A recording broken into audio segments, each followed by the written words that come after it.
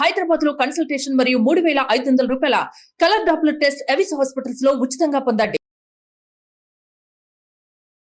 నమస్తే, welcome to Suman TV. నేను మీ Suman TV Usha. August 8 యావత్ ప్రపంచం మర్చిపోలేని సంఘటన అని చెప్పొచ్చు. ఒక దిగ్భ్రాంతిని గురి చేసిన ఒక సంఘటన అని మనం చెప్పొచ్చు. దానికి సంబంధించి ఇవాళ కనుక మనం చూసుకుంటే ఇప్పటికీ 52 రోజులు పూర్తయింది. ఈ కేసుకు సంబంధించి అసలు దర్యాప్తు ఏ విధంగా ముందుకు కొనసాగుతుంది, ఇన్వెస్టిగేషన్ ఏ విధంగా ముందుకు వెళ్తుంది, న్యాయానికి సంబంధించి ఎటువంటి న్యాయం వచ్చే అవకాశం ఉంటుంది దానిపైన యావత్ ప్రపంచం ఎదురు చూస్తూనే ఉంది. ఇవాళ కనుక మనం చూస్తే సుప్రీంకోర్టు 3వ ట్రయల్ని జరపడం జరిగింది. దీనికి సంబంధించిన పూర్తి సమాచారం ఏంటి, న్యాయస్థానం ఏం చెప్పిందన్న వాటిపైన హైకోర్టు అడ్వకేట్ రవీంద్రనాథ్ గారు ఉన్నారు. ఆయన అడిగి తెలుసుకుందాం. నమస్తే రవీంద్రనాథ్ గారు. నమస్తే అమ్మా ఉష గారు. సార్, నేను ముందు చెప్పినట్టుగానే అభయ కేసుకి సంబంధించి ఇప్పటికే 52 రోజులు పూర్తయింది. ఇది 3వసారి ట్రయల్ జరగడం. సుప్రీంకోర్టు ఏ విధంగా ఈ కేసుని ముందుకు తీసుకెళ్తుంది, దీనికి సంబంధించిన పూర్తి సమాచారం ఏంటి అసలు? ఉష గారు, ఏదైతే ఇప్పుడు ట్రయల్స్ జరుగుతున్నాయో, సుప్రీంకోర్టు ఏదైతే సుమోటోగా తీసుకొని దీన్ని ట్రయల్స్ స్వీకరించడం జరిగిందో, యాక్చువల్గా ఈ యొక్క మొత్తం దర్యాప్తు టోటల్ అంతా కూడా సుప్రీంకోర్టులో లేదు. ఒకటి సిబిఐ కోర్టులో ఉంది. ఫైనాన్షియల్ ఇర్రెగ్యులారిటీ సంబంధించి సిబిఐ కోర్టులో అంటే సెల్డా కోర్టు ఒక దాంట్లో ఉంది. అదేవిధంగా కలకట్టా హైకోర్టులో ఒక కేసు ఉంది. సుప్రీంకోర్టులో సుమోటోగా నడుస్తున్నటువంటి విషయం అంటే మొత్తం 3 కోర్టులో నడుస్తుంది. ఈ యొక్క దర్యాప్తు ఏదైతే ఉందో మొత్తం 3 కోర్టులో ఉంది. ఒకటి సుప్రీంకోర్టు సుమోటోగా స్వీకరించిన దాంట్లో ఉంది, హైకోర్టు ఉంది, సిబిఐ కోర్టు సెల్డా కోర్టులో కూడా ఉంది. మొత్తం 3 రకాలుగా నడుస్తున్నటువంటి దీనికి సంబంధించిన విషయం. సుమోటోగా స్వీకరించిన సిబిఐ చంద్రచూడ్ గారి ఆధ్వర్యంలో త్రిసభ్య కమిటీగా అంటే ధర్మాసనం ఉన్నటువంటి 3 న్యాయమూర్తులు కలిసి ఈ యొక్క కేసును సుమోటోగా తీసుకున్నారు. అదొకటి అక్కడ ట్రయల్స్ అవుతున్నాయి. అట్ ద సేమ్ టైం ఇక్కడ మన హైకోర్టులో కూడా ఒకటి నడుస్తుంది. At the same time CBI court, అది సెల్డా కోర్టులో కూడా దీనికి సంబంధించి జరుగుతుంది దర్యాప్తులు. ఇప్పుడు సందీప్ ఘోష్ అదేవిధంగా అభిజిత్ మండలి ఎవరైతే మనం అనుకున్నామో ఇదంతా సిబిఐ కోర్టు దర్యాప్తు చేస్తుంది. సుప్రీంకోర్టులో ఏం జరుగుతుంది, సుప్రీంకోర్టులో ఈ ఓవరాల్ కేసు సంబంధించి మొత్తం కేసు యొక్క ప్రొసీజరింగ్స్ ఎలా ఉన్నాయి ఏంటి అని చెప్పి సిబిఐ 2 వైపులు కూడా అటు సుప్రీంకోర్టు ఇవ్వాల్సి వస్తుంది, at the same time CBI court కూడా ఇవ్వాల్సిన పరిస్థితిలో ఉంది రిపోర్ట్ సంబంధించి. సో పబ్లిక్ ఇప్పుడు ఏదైతే వ్యూవర్స్ తీసుకున్నారో ఈ క్లారిటీ ఫస్ట్ తెలుసుకుంటే నెక్స్ట్ దీని యొక్క పురోగతి ఏంటనే విషయం అర్థమవుతుంది. ఈ రోజు అక్కడ సుప్రీంకోర్టులో ఈ రోజు జరిగిన ట్రయల్స్లో ముఖ్యంగా దీనికి సంబంధించి ఈ కేసు సంబంధించి మనం 4 పార్ట్స్గా డివైడ్ చేసి చూడాల్సి వస్తుంది. ఒకటి సిబిఐకి ఒక గైడ్లైన్స్ ఇవ్వడం, అదేవిధంగా ఎన్టీఎఫ్కి ఏదైతే నేషనల్ టాస్క్ ఫోర్స్ ఏదైతే ఏర్పాటు చేశారో దానికి సంబంధించి ఒక ఇన్ఫర్మేషన్ చెప్పారు. అట్ ద సేమ్ టైం రాష్ట్ర ప్రభుత్వాన్ని సూచన చేస్తూ కొన్ని విషయాలు తెలియపరిచారు. 4వది ఏంటంటే నిరసనకారులు గడచిన కొద్ది రోజులుగా జూనియర్ వైద్యాధికారులు ఏదైతే నిరసన చేశారో దానికి సంబంధించి కొన్ని విషయాలు మాట్లాడడం కూడా జరిగింది. సో ఈ మొత్తం సుప్రీంకోర్టు ఈ రోజు ఏది డిస్కషన్ చేశారో దీన్ని మనం 4 పార్ట్స్గా చూడాలి. ఇందులో మొదటి పార్ట్ ఏదైతే ఉందో ఈ యొక్క అభయ అమ్మాయి జరిగిన రేప్ అండ్ మర్డర్ కేసు సంబంధించి ముఖ్యంగా దీని గురించి మాట్లాడుతున్నప్పుడు సుప్రీంకోర్టు ఒక విషయం, ఒక కీలకమైన డిస్కషన్ చేయడం జరిగింది. ఒక ఇంపార్టెంట్ క్వశ్చన్ అడిగారు. అంటే సిబిఐ వాళ్ళు సీల్డ్ కవర్ ఒక మ్యాటర్ సబ్జెక్ట్ చేశారు. ఆ సీల్డ్ కవర్ను పూర్తిగా చదివారు. ఆ చదివినప్పుడు చంద్రచూడ్ గారు కూడా ఒక మాట చెప్పడం జరిగింది. గతం యొక్క అంటే లాస్ట్ టైము ట్రయల్స్లో స్టేటస్ రిపోర్ట్ సబ్మిట్ చేసినప్పుడు ఫస్ట్ స్టేటస్ రిపోర్ట్ అంత హ్యాపీగా ఫీల్ అవ్వలేదు, మరలా స్టేటస్ రిపోర్ట్ ఏమని చెప్పారు. ఈ మధ్యలో స్టేటస్ రిపోర్ట్ని ఇవ్వడం జరిగింది. ఆ స్టేటస్ రిపోర్ట్ చూసిన తర్వాత దాని మీద కొంత కలవరపాటు గురయ్యాను అని ఒక మాట చంద్రచూడ్ గారు వాడడం జరిగింది. అది దానిలో కంటిన్యూషన్ భాగంలో ఈరోజు దానికి ఏం చెప్పారంటే ఏదైతే స్టేటస్ రిపోర్ట్ ఉందో ఈ స్టేటస్ రిపోర్ట్ని మేము ఇంకా స్టడీ చేస్తున్నాం, ఇప్పుడే దాని యొక్క వివరాలను బహిర్గతపరిచే అవకాశం లేదు అని ఒక విషయం చెప్పారు. దీనికి సంబంధించి స్టేటస్ రిపోర్ట్లో సిబిఐ చేసినటువంటి దర్యాప్తు చాలా వేగవంతంగా చేశారు. చాలా వరకు డేటా కలెక్ట్ చేసుకొచ్చారు వాళ్ళు. సో సిబిఐ చేసినటువంటి దర్యాప్తు చాలా ఇన్ఫర్మేటివ్గా ఉంది అని ఒక చెప్పకనే ఒక విషయాన్ని చెప్పడం కూడా జరిగింది. అయితే ఇట్ ద సేమ్ టైం ఆ సీల్డ్ కవర్లో ఉన్న ఇన్ఫర్మేషన్ మీద ఒక డిస్కషన్ కూడా జరిగింది. అది ప్రభుత్వానికి అంటే సిబిఐ వాళ్ళకి at the same time Chandrachud గారి మధ్య ఒక 2 నిమిషాల పాటు డిస్కషన్ జరిగింది. ఏమిటా డిస్కషన్ అంటే ఆయన ఒక క్వశ్చన్ రైజ్ చేశారు. ఇప్పుడు మీరు దర్యాప్తులో ఒక వర్డ్ రాశారు, చనిపోయినటువంటి మృతురాలు ఎవరైతే ఉన్నారో ఆ అమ్మాయి స్పెట్స్ ధరించడం వల్ల చాలా గాయాలయ్యాయని రాశారు. అయితే చంద్రచూడ్ గారు ఒక అబ్జెక్షన్ తీసుకొచ్చారు. అంటే చనిపోయిన వ్యక్తి అంటే నిద్రలో ఉన్నటువంటి వ్యక్తి అని చెప్తున్నారు కదా, మరి స్పెట్స్ పెట్టుకున్నట్లు నిద్రపోతారు, జనరల్గా స్పెట్స్ పెట్టుకుని నిద్రపోరు కదా అని క్వశ్చన్ రైజ్ చేశారు ఆయన. స్పెట్స్ పెట్టుకుని నిద్రపోరు కదా అంటే మీరు ఇక్కడ స్పెట్స్ వల్ల గాయాలు తగిలేని మీరు చెప్తున్నారు, మరి ఆ అమ్మాయి నిద్రపోతున్నప్పుడు స్పెట్స్ ధరించిందా, ఎవరైనా అట్లా ధరిస్తారా అని ఒక క్రూషియల్ ఒక క్వశ్చన్ రైజ్ చేశారు. దీని మీద సిబిఐ అడ్వకేట్ గారు ఏం చెప్తున్నారంటే ఆమె బహుశా స్పెట్స్ ధరించి బహుశా నిద్రలోకి వెళ్ళి ఉండొచ్చేమో, బట్ ఆమె చనిపోయే సమయానికి అయితే స్పెట్స్ ఆమె మీద ఉన్నాయి, ఆ స్పెట్స్ ఆమె కళ్ళలో గుచ్చుకున్నాయని మాట చెప్పడం జరిగింది.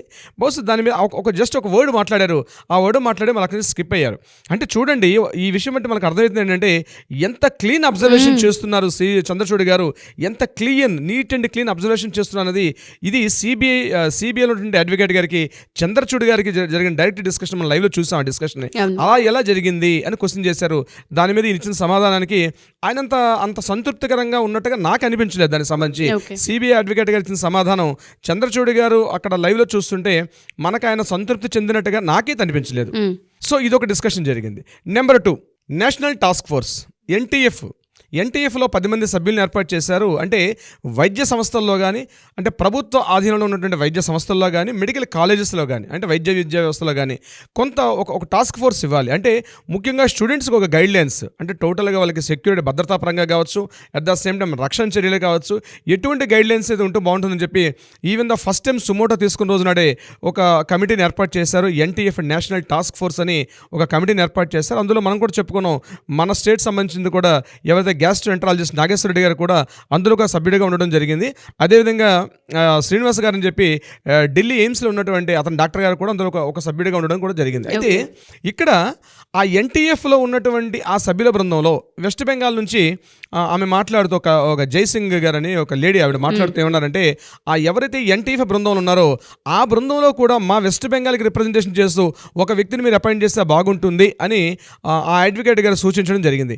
ఇమీడియట్గా సీజే గారు, అదే మన చంద్రచూడ్ గారు ఏం చెప్పారంటే, అట్లా చేయడానికి కుదరదు, వీలైతే మీకు ఏదైనా ఇన్ఫర్మేషన్స్ ఉంటే ఒక ఈమెయిల్ తీసుకోండి, మీకు ఎటువంటి గైడ్లైన్స్ ఇవ్వాలనుకుంటే, మీరు ఏమైనా కొత్తగా సూచన చేయాలనుకుంటే మీరు ఒక ఈమెయిల్ కానీ లేదా ఒక డీటెయిల్స్ అడ్రస్ తీసుకొని కంప్లీట్ ఒక మెయిల్ పంపించండి, అంతేగాని ఆ సభ్యుల బృందంలో కొత్తగా ఒక వ్యక్తిని చేర్చే అవకాశం లేదని చెప్పి పూర్తిగా త్రోసిపుచ్చారు ఆ వెస్ట్ బెంగాల్ రిప్రజెంటేషన్ గురించి ఈ యొక్క ఎన్టీఎఫ్లో ఉన్నటువంటి ఇన్ఫర్మేషన్ సంబంధించింది.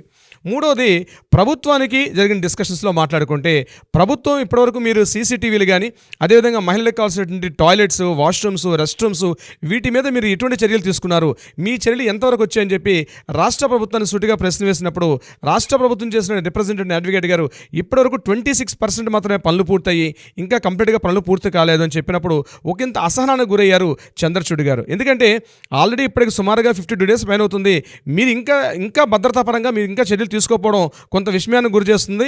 తొందరగా 26% కాదు, నెక్స్ట్ కమింగ్ October 14th టోటల్గా మనం మీ వర్క్స్ ఏవైతే ఉన్నాయో, సీసీటీవీస్ కానీ, ఏవైతే మీరు అనుకున్నటువంటి ఎజెండా ఏదైతే ఉందో, ముఖ్యంగా మహిళలకు కావాల్సిన టాయిలెట్స్ రూమ్స్ కానీ, రెస్ట్ రూమ్స్ కానీ, వాష్రూమ్స్ కానీ, అదేవిధంగా సీసీటీవీ ఎక్కడ పడితే ఎక్కడ ఇన్స్టాల్ చేయాలనుకుంటున్నారో, total not only RG Kar medical college ఒకటే కాదు, ఎక్కడెక్కడైతే రాష్ట్ర వ్యాప్తంగా ఉన్నటువంటి ఈ గవర్నమెంట్ మెడికల్ కాలేజెస్ ఎక్కడున్నాయో టోటల్గా అన్నింటిలో కూడా ఈ యొక్క ఫెసిలిటీస్ అన్నింటిని కూడా October 14th కంప్లీట్ చేయమని చెప్పి రాష్ట్ర ప్రభుత్వానికి కొంత మౌఖిక ఆదేశాలు కూడా జారీ చేయడం జరిగింది స్టేట్ గవర్నమెంట్ సంబంధించిన డిస్కషన్స్లో. దీనిలో కంటిన్యూషన్ భాగంగా మరొక విషయాన్ని కూడా చెప్పడం జరిగింది. ఏంటంటే, ఈ అమ్మాయి అభయ అనేటువంటి అమ్మాయి ఎవరైతే చనిపోయారో ఈమెకి సంబంధించినటువంటి ఇన్ఫర్మేషన్ ఏదైతే ఉందో వికీపీడియాలో కానీ, అదేవిధంగా మెయిల్స్లో కానీ, అదేవిధంగా సోషల్ మీడియాలో కూడా విస్తారంగా లాస్ట్ టైం ఒక సెషన్లో మాట్లాడుతున్నప్పుడు చెప్పారు, ప్రచురించవద్దు, ఆ వికీపీడియాతో కూడా మాట్లాడి ఆ వికీపీడియా నుంచి పూర్తిగా తీసేయమని కూడా చెప్పడం జరిగింది. కానీ ఇప్పటివరకు అటువంటి చర్యలు తీసుకునే దాఖలాలు లేవు. కాబట్టి ఒక నోడల్ ఆఫీసర్ని అపాయింట్ చేయడం జరిగింది. ఒక నోడల్ ఆఫీసర్ని వీళ్ళు అపాయింట్ చేశారు. ఆ నోడల్ ఆఫీసర్ వర్క్ ఏంటంటే, టోటల్గా ఎక్కడెక్కడైతే సోషల్ మీడియాలో ఈ అభయకి సంబంధించి కానీ ఫొటోస్ కానీ, సెమినార్ హాల్లో ఉన్నటువంటి ఎక్కడైతే ఈ యొక్క రేప్ అండ్ మర్డర్ జరిగిందో ఆ ప్రదేశం యొక్క ఫొటోస్ కానీ, ఆ అమ్మాయి యొక్క పేరెంట్స్ ఫొటోస్ కానీ, ఆ అమ్మాయి యొక్క కంప్లీట్ డీటెయిల్స్ సోషల్ మీడియా నుంచి కంప్లీట్గా తీసేయాలి.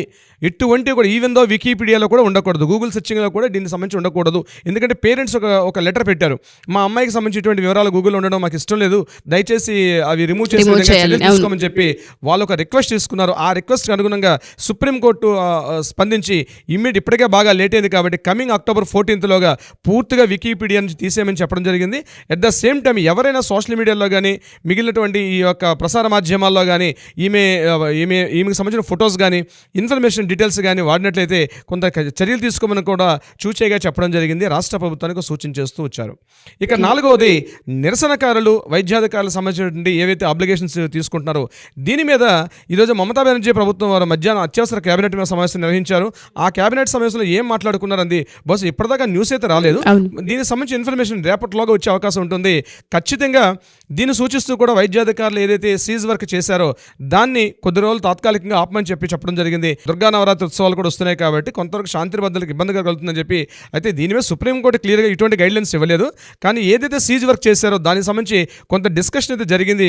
వాళ్ళకి గైడ్లైన్స్ ఏంటి అంటే బహుశా మనకి రేపు ఇప్పుడు ఫైనల్ ఇచ్చిన రిపోర్ట్ ప్రకారం మనకి రేపు బయటకు తెలిసే వచ్చే అవకాశం అవకాశం అయితే ఉంటుంది ఉంటుంది. సుప్రీంకోర్టు యొక్క తప్పకుండా సార్. ఇన్ఫర్మేషన్. సో టోటల్గా ఇన్ఫర్మేషన్ ఈ రోజు మాట్లాడిన మొత్తం ఇన్ఫర్మేషన్ చూస్తే మరలా నెక్స్ట్ కమింగ్ October 15th నాడు దీనికి సంబంధించి మరలా ట్రయల్స్ చేస్తామని అప్పట్లోగా తెలిసే అవకాశం ఉంటుందని చెప్తూ ఈ రోజుకి బెంచ్ అయితే ఈ రోజుకి క్లోజ్ చేశారు ఉష గారు. సో ఏదైతే October 15th వరకు మనం కూడా వెయిట్ చేయాల్సిన అవసరం ఉంది. మీరు ఇందాక చెప్పిన దాని ప్రకారం కనుక మనం చూస్తే ఒక చిన్న స్పెట్స్కి సంబంధించి క్వశ్చన్ రేస్ చేసిన విధానం ఏదైతే ఉందో అటువంటివి చాలా సూక్ష్మంలోకి వెళ్ళి ఎంక్వైరీ కనుక చేస్తున్నారనే పాయింట్ చాలా క్లియర్గా అర్థమవుతుంది.